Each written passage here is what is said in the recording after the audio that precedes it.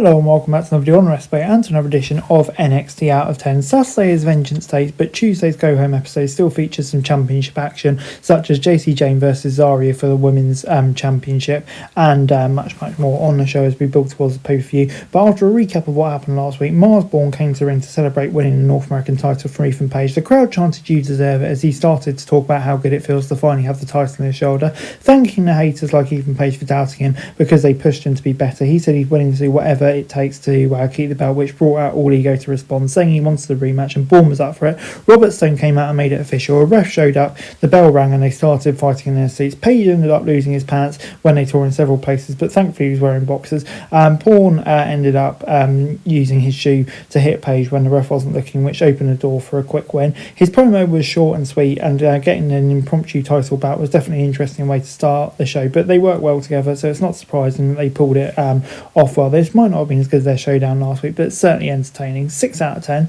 As we then moved on to Blake Monroe, who was out after a break for a promo before Jada Parker joined her for the scheduled face-to-face. Monroe said Parker needs her to bring it because more spotlight to her. As expected, the crowd gave Parker a warm welcome when she came out. She said Monroe thinks wrestling revolves around her, but she's just insecure. Parker ended up pushing Monroe until she snapped and attacked her, but Miss Parker sent her out of the ring with relative ease. There wasn't much to the segment, but I don't think that's a bad thing. The feud has been simple, and yeah, we just needed something to tick it along. As we then moved on to Ren Sinclair versus Nikita Lyons in a speed tournament match. As usual, Kendall Gray was with Ren. They got right into the action and traded some strikes. Lyons gained the upper hand for a few moments, but Sinclair stayed on her and she ended up using her speed to keep her on her toes. The biggest issue with these speed matches is that the superstars are in a rush, and that some moves end up looking bad or worse, not even connecting. Both women brought a lot of energy to the ring, but the match itself was relatively forgettable. Sinclair scored a submission win with just seconds to spare. I'm going to give it a 5 out of 10.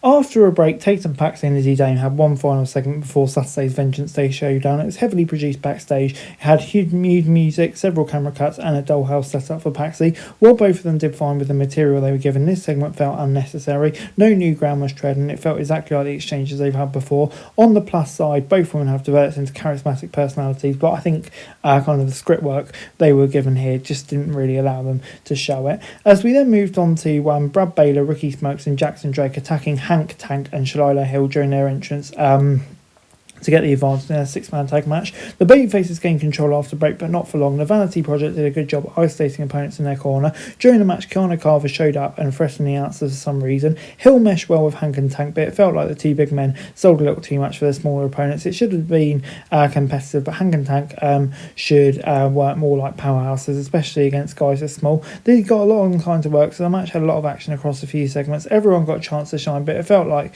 they were designed for Hill to be the standout. He ended up scoring a win for his team, pinning Drake. After the match, Monroe appeared on the announce table wearing different clothes. She challenged Parker to a street fight at Vengeance Day before Jada came out and they started brawling. Overall, I'm going to give it a 6 out of 10. As we then moved on to Orsis Griffin, who was found backstage having been attacked by Tony D. This led to Dion Lennox coming to the ring to call him out. Tony D addressed him from the stands and said Darkseid were trying to end his career, but all they did was make him more dangerous. Lennox said he would be waiting for Tony in the parking lot on Saturday. Yeah, that's going to be a fun match. After the break, we got the women's title match between Jane and Zarya. Zarya didn't have anyone in her corner, so Fallon Henley and Laney Ring gave the champ the advantage. Jane tried to get the upper hand early, but the powerhouse cornered her and beat her down until the ref forced her to back up. The champ used her friends and some dirty tactics to keep herself in the fight, but Zarya kept finding ways to regain control. A pretty competitive match, but the outcome was too easy to see coming. With the women being heels now, the crowd didn't seem to have a favourite. Sol Rooker showed up and hit a Snow Snatcher to call it off. I mean, yeah, pretty predictable, but I think it's an intriguing next feud. And overall, this week, NXT gets a 6 out of 10 from me. The show ended with Saints hosting a concert, just like Joe Hendry, but he clearly didn't know how to play a guitar, kept finding excuses for not being able to continue his song. Hendry showed up and hit him with a guitar to win the show. As the Go Home show before Vengeance Day, I mean, it did a decent job of hyping the matches, also featuring fun action. Bourne and Page's surprise title fight was the biggest highlight of the night, but Zarya and Jane were also having a good showing before Rooker showed up to interfere. The brand has been very hot and cold in recent months, and it feels like it kind of just went back into a regular pattern here. I'm going to give it a 6 out of 10. Guys, that's it for this video. Thanks very much for watching. Remember to like, share, subscribe, follow us on our socials, link in the description below for daily wrestling news, meme and content. Subscribe to our other channels on screen right now, that'd be greatly appreciated. Thanks very much for watching. Peace out.